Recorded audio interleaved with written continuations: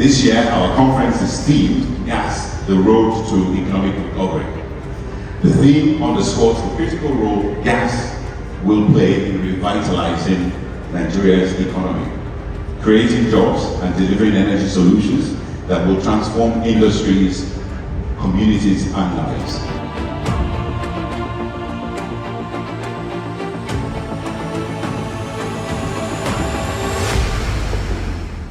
Distinguished delegates, it might interest you to know that only recently the federal government issued a license to construct a 2.8 million tons per annum floating liquefied natural gas facility. This is without a doubt a demonstration of the commitment to boost gas production, distribution, and utilization under the Decade of Gas initiative. Ladies and gentlemen, we just listened to the keynote address, and yes, that was delivered by the Deputy Director Gas, Federal Minister of Petroleum Resources, Dr. Bello Saidu. Thank you very much, sir. Thank you for those words. Please extend our warm regards to the Honorable Minister of State for Petroleum Resources, Gas, Right Honorable Ekberipe Eko, and also the Permanent Secretary, Federal Minister of Petroleum Resources, Ambassador Nicholas Agbo Elal. Allow me to beg your indulgence. Please give another round of applause. Thank you very much. All right, ladies and gentlemen, it has indeed been an interesting journey spanning a couple of decades. And yes, it is that time for us to take words from the Honorary Treasurer of the NLPGA. Please make welcome Joy Shaiyen. Round of applause for her as she takes the stage. It is no longer news that the NLPGA is rebranding. And yes, she will be giving us some insights into how the journey has progressed and how we have arrived at this point, and from where we have come. Ladies and gentlemen, rebranding is indeed good for business. And yes, this is in recognition of the fact that the NLPGA is a vibrant and dynamic association. Ladies and gentlemen, Honorary Treasurer, NLPGA, Joy Shaiyen, she takes the stage now. Thank you, ma'am. You're most welcome. You have the floor.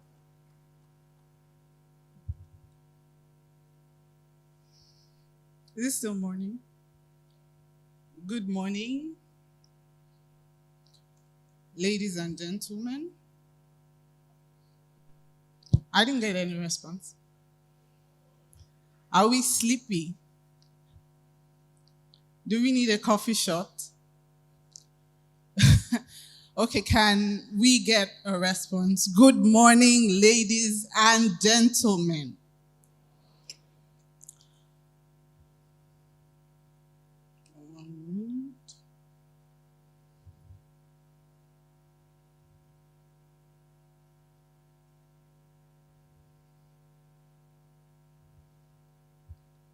It is my delight to, can we have the presentation up?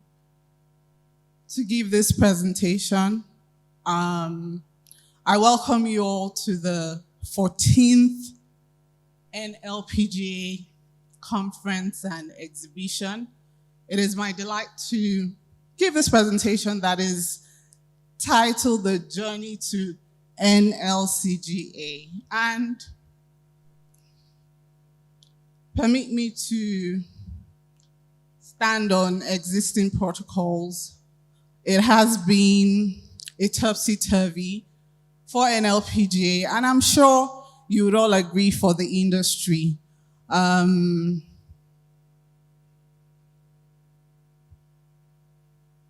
will start at the very beginning, and I think for the benefit of those who are attending an NLPGA exhibition for the first time, those who have just joined us for the last couple of years, and for the people who have been with us the past 2 decades, it's important for us to understand where we are, how far we've come, and the journey that lies ahead as we move towards net zero. So I will start at the beginning.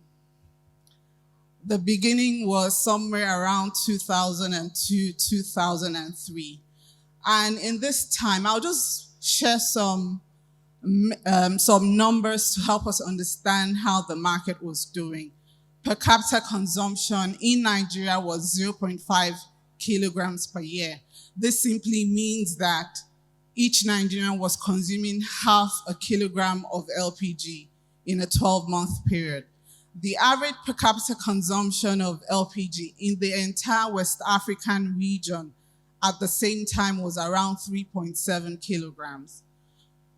It would interest you that at the same time, Nigeria was exporting 4 million tons of LPG out of the country and merely consuming 50,000 kilograms at the same time. You would agree with me that not only was the market in disarray, it called for a collaborative effort between the federal government of Nigeria at the time and the World Bank to understand what exactly the issues were. Now, remember I said Nigeria was consuming 50,000 tons of LPG. I might also want to add that 70% of that volume was being imported. And I'm sure I wasn't there, but as far as I've read, that was the reason why a group of individuals needed to come together to understand what the issues were on the private sector side. And it was that disarray that led to the birth of the Nigeria Liquefied Petroleum Gas Association.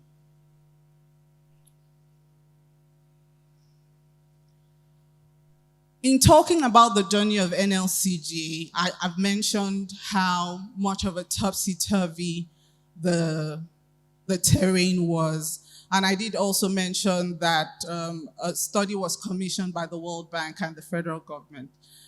Between that time and now, there have been a lot of ups and downs. That's between 2006 to 2020. And it's very difficult to say that one happened right after the other. So you could say that a good thing and a bad thing were happening at the same time, much more like taking one step forward and then 2 steps back. So I'll start from 2006. A lot of us who have been in the industry for that long would say there were a lot of taxations that were in play. You could say that there was a removal of kerosene subsidy. The industry had always pushed for the removal of that subsidy. But we found that when the subsidy was removed, even though the market reacted, we found out that kerosene wasn't necessarily the enemy. Let me just use that at the time. NLNG, we've spoken about them today. They increased the domestic supply obligation. They did that increasingly until they got to their maximum. In between all of this, the Naira was being devalued. In between all of this, we had a lot of investments in infrastructure. As early as 2002, there were probably just a couple of storage terminals. There was Navgas in Lagos. There weren't any storage terminals down south. So we've seen a lot of storage terminals come on board. We've seen a lot of domestic supply come from the marginal fields and gas operators within the country, which has increased the inland production. More importantly, we are currently experiencing an exchange rate volatility. It's this figure today. By next week, it's another figure. And as of today, I don't think anybody can afford to import LPG into the country because the numbers just don't add up. So the peaks and the troughs almost appear to be happening concurrently. It seems like, oh, are we ever going to get a break? But I must add that the tax incentives that have been introduced by the government have been a point or a source of support to the industry. I've talked about the study. I must also add that the study did recommend the need for an association. At the time when the study was being done, there was no association that represented the entire interest of the value chain.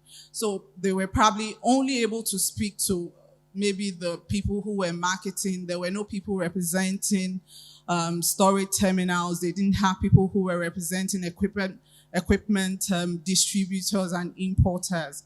And one of the recommendations was to have an association that represented the entire value chain at the time.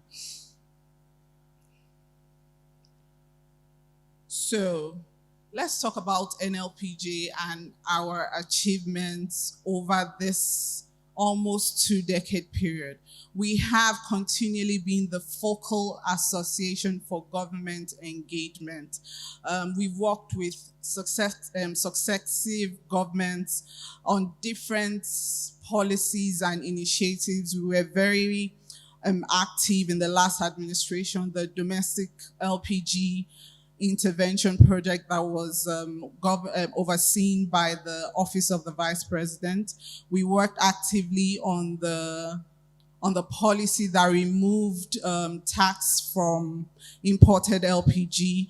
We've also worked on different stakeholder engagements, whether it's with the Ministry of Petroleum Resources, the office of the ministry, and at different levels of government. We have